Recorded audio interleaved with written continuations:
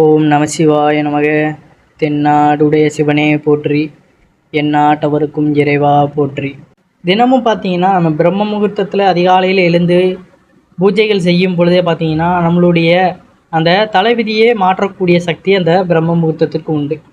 குறிப்பாக பெண்கள் பார்த்தீங்கன்னா இந்த உலகத்திற்கே செல்வத்திற்கு அதிபதியாக திகழக்கூடியவர் தான் மகாலட்சுமி தாயார். அதே போல தான் ஒவ்வொரு இல்லத்திலையுமே இருக்கக்கூடிய மகாலட்சுமியாக கருதப்படுபவர்கள் அந்த வீட்டில் இருக்கக்கூடிய இல்லத்தரசிகள் தான், அதாவது பெண்கள். அப்படிப்பட்ட பெண்கள் நினைத்தால் அந்த வீட்டை எந்த அளவிற்கு வேண்டுமானாலும் மாற்ற முடியும். ஒரு வீட்டில் பார்த்தீங்கன்னா ஆண்கள் எப்படிப்பட்ட மோசமான நபர்களாக இருந்தாலுமே பெண்கள் சரியாக இருக்கும் பட்சத்தில் அந்த குடும்பத்தின் தலையெழுத்து அவர்களால் மாற்ற முடியும். அப்படி குடும்பத்தின் தலையெழுத்தை மாற்றுவதற்கு செய்யக்கூடிய ஒரு வழிபாட்டு முறையை தான் நம்ம இந்த பதிவில் பார்க்க போகிறோம். இதை நீங்கள் செய்து கொண்டு உங்களுடைய வேலையிலையுமே நீங்கள் முழு அந்த பங்களிப்பை போடும் பொழுது பார்த்தீங்கன்னா உங்களுக்குள்ள இதுவரையே இருந்த அந்த கஷ்டங்களுக்கான ஒரு தீர்வை இதன் மூலியமாக காண முடியும். உங்களுடைய மனமும் சரி, நீங்கள் எடுக்கின்ற முடிவுகளுமே தெளிவாக இருப்பதற்கு பார்த்தீங்கன்னா இந்த ஒரு வழிபாடு ஆக சிறந்ததாக இருக்கும். அதனால் தவறாமல் இந்த பதிவை கடைசி வரையாக பாருங்கள். நம்மளுடைய சேனலுக்கும் முதன்முறையாக வரவங்க சப்ஸ்கிரைப் பண்ணி வச்சுக்கோங்க. வீட்டில் இருக்கக்கூடிய அனைவருமே பார்த்தீங்கன்னா ஒரு தெளிவில்லாமல் இருக்காங்க, எந்த ஒரு செயல்லையுமே தோல்வி பெறுதாங்க. அப்படிங்கிற பட்சத்தில் அந்த வீட்டில் இருக்கின்ற அந்த பெண்களே பார்த்தீங்கன்னா அந்த வழிபாடை செய்யும் பொழுது அவர்களுடைய அந்த தலையெழுத்துமே மாற்றக்கூடியதாக இருக்கும்.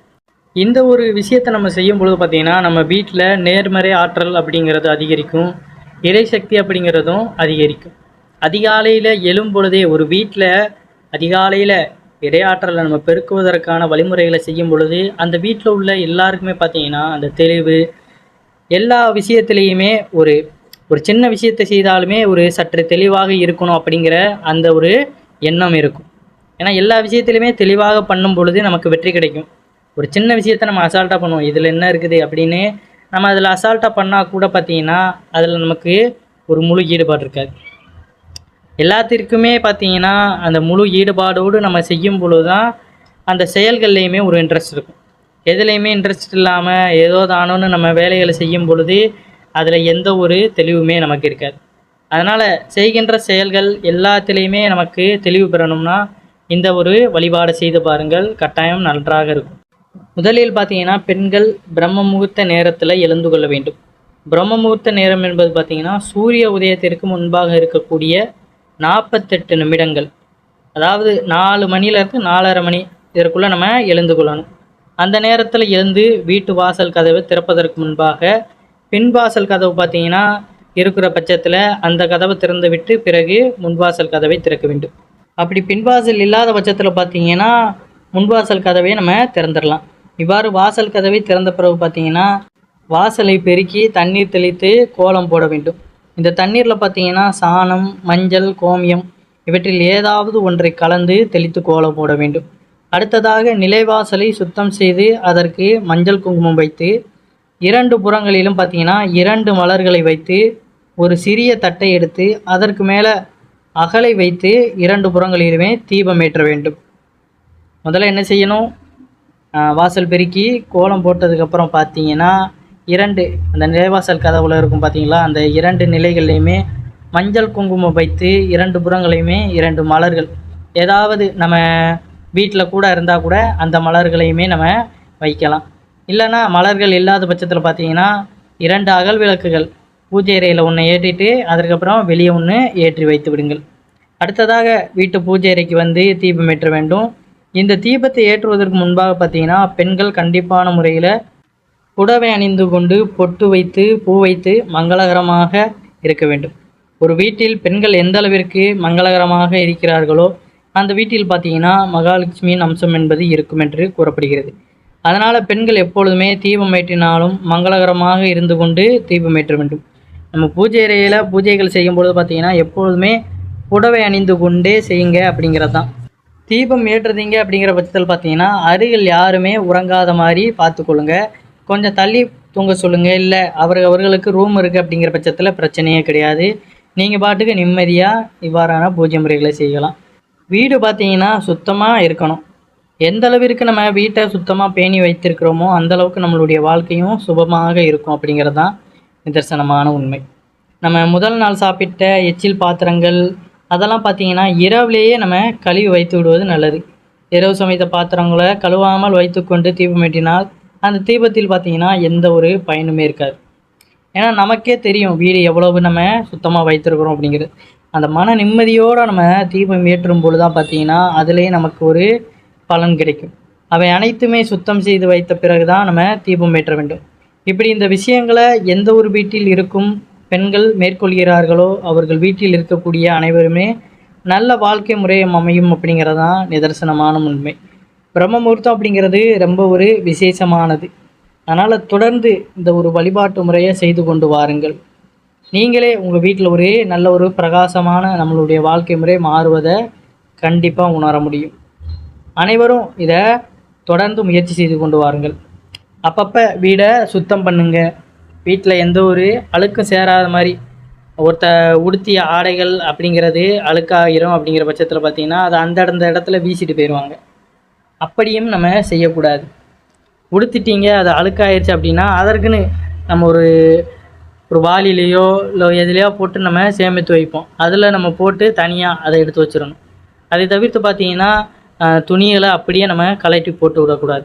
சிறு குழந்தைகள் பார்த்திங்கன்னா அவர்களுக்கு தெரியாத பட்சத்தில் பார்த்திங்கன்னா அதை ரொம்ப கண்டிப்பான முறையில் அடித்து நம்ம சொல்லக்கூடாது. இதை இந்த மாதிரி போட்டு வைங்கம்மா அப்படின்னு நம்ம அன்பான முறையில் அவர்களுக்கு சொல்லணும். அடுத்த முறை பார்த்திங்கன்னா கண்டிப்பாக அதை அவர்கள் கடைபிடிப்பார்கள்.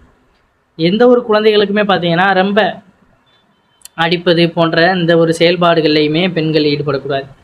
அனைத்துலேயுமே பார்த்திங்கன்னா அன்பாகவே நம்ம வழி நடத்தி செல்லும் பொழுது அதை அவர்கள் கேட்டுக்கொள்வார்கள் அப்படிங்கிறது தான் நிதர்சனமான ஒரு உண்மை. ஏன்னா அளவுக்கு மீறி நம்ம பார்த்திங்கன்னா அவர்களை அடிக்கும் பொழுது அவர்களுடைய மனநிலையானது ரொம்ப பாதிப்படைந்து விடும். அதனால் அவர்கள் அழுகை சத்தம் கேட்டாலும் கூட நமக்கு அது ஒரு அமங்கலமாக தான் இருக்கக்கூடியதாக இருக்கும். அதனால் முடிந்தளவுக்கு அன்பையே பரிமாறிக்கொண்டு வீட்டில் சுப வார்த்தைகளையும் நம்ம பேசி கொண்டு இருக்கணும். அமங்கலமான வார்த்தைகள், சண்டை சச்சரவுகள் இவ்வாறான விஷயங்களையும் ஈடுபடக்கூடாது. விளக்கேற்றும் பொழுது பார்த்திங்கன்னா ஒரு பஞ்சபாத்திர நீரில் துளசி செடி வளர்க்குறீங்க அப்படிங்கிற பட்சத்தில் அந்த துளசி இலையுமே போட்டு வைங்க. அதுவும் இன்னும் சுபிட்சமாக இருக்கும். அதிகாலையில் எழுந்திரிச்சு விளக்கேற்றிட்டோம். ஒரு 5 மணிக்கெலாம் விளக்கேற்றிட்டோம். அதற்கப்புறம் என்ன பண்ணுறது, இவ்வளோ நேரம் இருக்குதே போய் தூங்கிடலாமா அப்படின்னு கேட்டாலும் நம்ம உடனே போய் தூங்கிட்டாலும் நம்ம காலையில் எழுந்து செய்த வேலைகள் எல்லாமே வேஸ்ட்டாக போயிடும். அதனால் அதிகாலையில் எழுந்துட்டோம், விளக்கேற்றி முடிச்சிட்டோம், சமையல் செய்ய கொஞ்சம் நேரம் எடுத்து செய்யலாம் அப்படிங்கிற அந்த எண்ணத்தில் இருந்தீங்கன்னா கூட வேறு நல்ல நல்ல பதிகங்களை நம்ம படிக்கலாம். இறைத்தன்மை வாய்ந்த சாமிகளோட அந்த மந்திரத்தையும் அவர்களுடைய வரலாறையும் நம்ம அதிகாலையில் தெரிந்து கொள்வது சிறப்பான விஷயம். ஏன்னா அந்த நேரம் பார்த்திங்கன்னா நம்ம விளக்கேற்றி முடித்து விட்டு அந்த பக்தி மயமாக நம்ம இருக்கும் பொழுது இவ்வாறான விஷயங்களை நம்ம மேற்கொள்வது சிறப்பு. ஏன்னா அதிகாலையில் எழுந்து பொழுது நம்ம படிக்கும் பொழுதும் பார்த்திங்கன்னா அது நம்ம மனதிற்குள் ஞாபகமாக இருக்கும். நம்ம உடலில் உள்ள முழு இயக்கங்களுமே நம்ம கண் விழிக்கும் பொழுது நம்மளுடைய உடலானது ஓய்வெடுத்ததுக்கப்புறம் நம்ம திரும்ப எந்திக்கும் பொழுது தான் அந்த உடல்நிலையானது முழு எனர்ஜியோடு செயல்படும். அந்த நேரத்தில் பார்த்திங்கன்னா நம்மளுடைய உடல் சக்தி ப்ளஸ் நம்மளுடைய இறை சக்தி ரெண்டையுமே நம்ம ஒன்றரை கலக்கும் பொழுது அது ஒரு மிகப்பெரிய ஒரு ஆற்றலை உருவாக்கும் அப்படிங்கிறதான் நிதர்சனமான உண்மை. அதனால் எப்பொழுதுமே பார்த்திங்கன்னா அதிகாலையில் எழுந்து கொள்கின்ற அந்த வழக்கத்தை கொண்டு வாருங்கள். அதிகாலையில் நம்ம சீக்கிரம் எழணும் அப்படின்னு பார்த்திங்கன்னா நம்ம நைட்டும் சீக்கிரமாக தூங்கிடணும். ஏன்னா ஒரு மனிதனுக்கு ஓய்வும் அப்படிங்கிறது மிகவும் ஒரு அவசியமான ஒன்றாக இருக்கின்றது. ஒரு நாளைக்கு 8 மணி நேரமாவது மனிதன் கட்டாயம் தூங்கியிருந்தால் தான் அவனுக்கு அந்த உடல் அளவில் அவனுடைய எந்த வேலையாக இருந்தாலும் அவனுக்கு அந்த டயர்னஸ் இல்லாமல் அவன் வேலை பார்க்க முடியும். அதனால் நைட்டு தேவையில்லாத நேரங்களை செலவழிப்பதை விட நைட் சீக்கிரமாக தூங்கிறதுக்கு ட்ரை பண்ணுறது மிகவும் சிறப்பு. சீக்கிரமாக சாப்பிட்டுட்டு 9 மணிக்குள்ளெல்லாம் சாப்பிட்டுட்டு நம்ம தூங்கி விடுவது தான் மிகவும் ஒரு சிறப்பான செயல். ஏன்னா அதிக நேரம் நம்ம கண் விழித்து இருப்பதே நம்மளுடைய உடலையும் சரி நம்மளுடைய மனதையும் சரி ரொம்ப ஒரு கெட்டுப்போன நிலைக்கு கொண்டு போய்விடும். நம்மளுக்கு இப்போ வந்து நம்ம இளமை பருவத்தில் இருக்கிறோம், நமக்கு அதை பற்றி ஒன்றும் தெரியல, நம்ம பாட்டுக்கு ஜாலியாக நம்ம தேவையில்லாத விஷயங்களை ஈடுபட்டு கொண்டு இருக்கோம். அதற்கான இந்த செயல்பாடுகளுக்கான அதாவது இந்த எதிர்மறையான ஆற்றல்களை நம்ம எப்போ சந்திக்க வேண்டிய இருக்குன்னு பார்த்திங்கன்னா ஒரு குறிப்பிட்ட முதுமையை நம்ம அடையும் பொழுது இவைகள்லாம் நமக்கு உடல் அளவில் ரொம்ப பாதிப்பை ஏற்படுத்தும். அதனால் ஆரம்பத்திலேயே நம்மளுடைய உடலையும் மனதையும் நம்ம ஆரோக்கியமாக வைத்து கொண்டு அமைதியான முறையில் நம்ம வாழும் பொழுது தான் அது நமக்கு பிற்காலத்திலையுமே முதுமையிலையுமே அது ஆரோக்கியத்தை கொண்டு வரும் அப்படிங்கிறத நம்ம உணர்ந்து கொள்ளணும். ஏன்னா முன்னோர்கள்லாம் பார்த்திங்கன்னா ரொம்ப நாட்கள் வாழ்ந்திருப்பாங்க, 100 வயதை கூட கடந்து வாழ்ந்தவர்களும் இருக்கின்றனர். எதனால் அவர்கள் அப்படி வாழ்ந்திருக்கிறார்கள் என்றால், அவர்களுக்கென்று இவ்வாறான இப்போ இருக்கின்ற இந்த டெக்னாலஜியில் இருக்கின்ற எந்த ஒரு தீய பழக்க வழக்கங்களும் கெட்ட விஷயங்களும் இருக்கவே இருக்காது. அவர்கள் எப்பொழுதுமே அந்த ஆரோக்கியமான தோற்றத்தையும் உணவுகளையுமே உறக்கத்தையுமே பக்தி இப்படின்னு எல்லாமே நிறைந்திருக்கும். ஆனால் இப்போ பார்த்தீங்கன்னா நம்ம தேவையில்லாத விஷயத்திற்கு தான் நேரத்தை செலவழிக்கிறோம். அப்போ அந்த காலத்தை நம்ம நினைக்கும் பொழுது அதிக நாட்கள் வாழணுமா, இல்லை இருக்கிற நாட்களை நம்ம எப்படி தேவையில்லாத முறையில் செலவழித்து வாழ்கிறோமா அப்படிங்கிறது நம்ம கையில் தான் இருக்கின்றது. அதனால் ஆன்மீகத்தன்மையை நம்ம வளர்த்து கொள்ளும்படியும் உடல் ஆரோக்கியத்திற்கு தேவையானது மட்டுமே நம்ம இந்த காலத்திலையுமே முயற்சி செய்வது நல்லது. மற்றவர்கள் நம்ம எந்த வகையிலையுமே பார்ப்பதை நிறுத்திவிடணும். அவர்கள் வாழ்க்கை ஆதாரத்தை நமக்குள்ளே ஒப்பிட்டு கொண்டு அவர்களைப் போல நம்ம வாழணும்னு நினைத்தோம்ன்றா நமக்கு இருக்கின்ற எதையுமே நம்மளால் முழுவதுமாக வைத்து கொண்டு வாழ முடியாது. அதனால் நம்மிடம் என்ன இருக்கின்றதோ அதை முதல்ல வைத்துக்கொண்டு நம்ம வாழ பழகிக்கொள்ளணும். அதுதான் அடுத்தவர்கள் மீது அந்த பொறாமை குணத்தையும் ஏற்படுத்தும், அது நமக்கும் துன்பத்தை ஏற்படுத்தும் அப்படிங்கிறத நம்ம உணர்ந்து கொள்ளணும். அடுத்து பார்த்திங்கன்னா, மார்கழி மாதத்தில் நம்ம வீட்டு வாசலில் கோலம் போடும் பொழுது விளக்கு ஏற்றி வழிபாடு செய்யலாமா அப்படின்னு கேட்டிங்கன்னா கண்டிப்பாக அது செய்யலாம். ஒரு முகம் நம்ம விளக்கேற்றினோம் பார்த்திங்கன்னா நினைத்த செயல்கள் நமக்கு நடக்கும். இருமுகம் ஏற்றினோம்னா குடும்ப ஒற்றுமை அப்படியே மேன்மை அடைந்து கொண்டே போகும். 3 முகம் ஏற்றினோம்னா புத்திரதோஷம் நீங்கும். 4 முகம் ஏற்றினோம்னா பசு பூமி செல்வம் சர்வ பீடை நிவர்த்தியாகும். 5 முகம் ஏற்றினோம்னா சகல ஐஸ்வர்யங்களும் கிட்டும் அப்படிங்கிறது தான் ஐதீகம். பெரும்பாலும் பார்த்திங்கன்னா நம்ம நெய் ஊற்றியே விளக்கேற்றுவது மிகவும் ஒரு சிறப்பான பலனை கொடுக்கும். நெய் நம்மக்கிட்ட வாங்க முடியாத பட்சத்தில் நம்ம நல்லெண்ணெய் ஊற்றி கூட நம்ம விளக்கேற்றலாம். நம்மிடம் இருப்பதை வைத்து கூட விளக்கேற்றி நம்ம இந்த வழிபாடு முறை மேற்கொள்வது. ஆனால் சிறப்பான விஷயம் அப்படின்னு பார்த்திங்கன்னா நம்ம நெய் ஊற்றி வழிபாடு மேற்கொள்வது தான். நெய் ஊற்றி விளக்கேற்றும் பொழுது அது நமக்கு மிகுந்த பலனை அளிக்கக்கூடியது. 5 முக எப்பொழுதுமே குத்து விளக்கு ஏற்றுறீங்க அப்படிங்கிற பட்சத்தில் அதில் 5 பக்கங்களையும் நம்ம விளக்கு ஏற்றுவது தான் சிறப்பானதாக இருக்கும். 5 பஞ்சபூதங்களையும் அது அடக்கி ஆள்கின்ற அந்த தன்மையை கொண்டதாக விளங்குகின்றது. அதுபோல் பார்த்திங்கன்னா நம்ம என்றைக்குமே விளக்கு ஏற்றி விட்டு அதை அப்படியே விட்டுவிடக்கூடாது. சில பேர் பார்த்திங்கன்னா நம்ம விளக்கு ஏற்றி அதிகாலையில் விளக்கு ஏற்றுறோம் அப்படிங்கிற பட்சத்தில் நம்ம போய் தூங்கி விடக்கூடாது. அப்படி தூங்கிட்டோம்னா அது சில நேரங்களில் தானாகவே, அதாவது நெய் காலியான பிறவோ இல்லை நல்லெண்ணெய் காலியான பிறவோ அது அணைந்து விடும். அப்படி நம்ம என்றைக்குமே அதை விட்டு விடக்கூடாது. கைகளாலையும் அதை அணைக்கக்கூடாது. ஒரு பூவை எடுத்து நம்ம அதை மென்மையாக அணைத்து கொள்வது தான் மிகவும் ஒரு சிறப்பு. விளக்கு நாங்கள் தினமும் ஏற்றுறோம், ஆனாலும் எங்களுக்கு வாழ்க்கையில் எந்த ஒரு நல்லதுமே நடக்க மாட்டேங்குது அப்படின்னும் நிறைய பேர் நம்ம கூறுவது பார்த்துருக்கிறோம். எப்போதுமே பார்த்திங்கன்னா எத்தனை வருடம் நமக்கு இந்த இன்னல்களை சந்திப்போம் அப்படிங்கிறதெல்லாம் நமக்கு கணக்கு கிடையாது.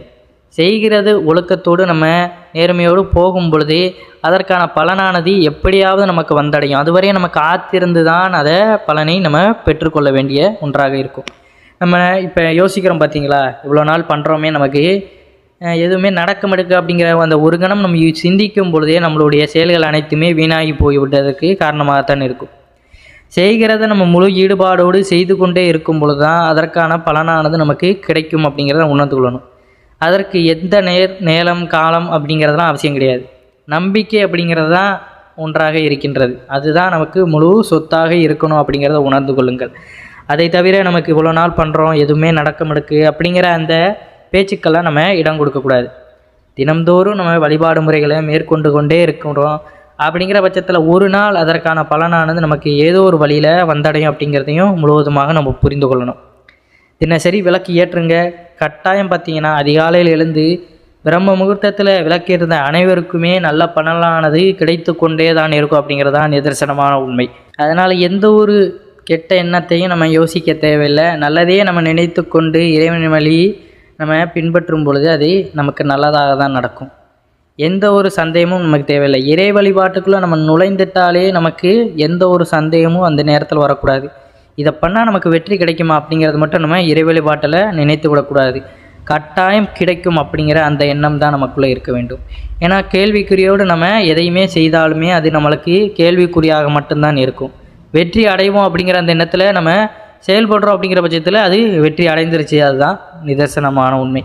அதனால் குழப்பம் இல்லாமல் எதையுமே நிதானமாக சிந்தித்து செயலாற்றுங்கள்.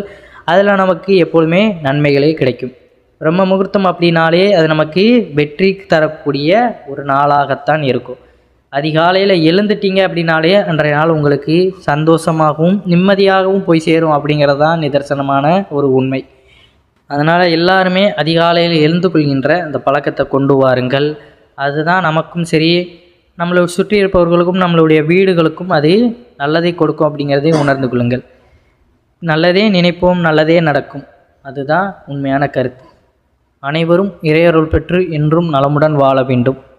நன்றி, வணக்கம். ஓம் நம சிவாய நமக.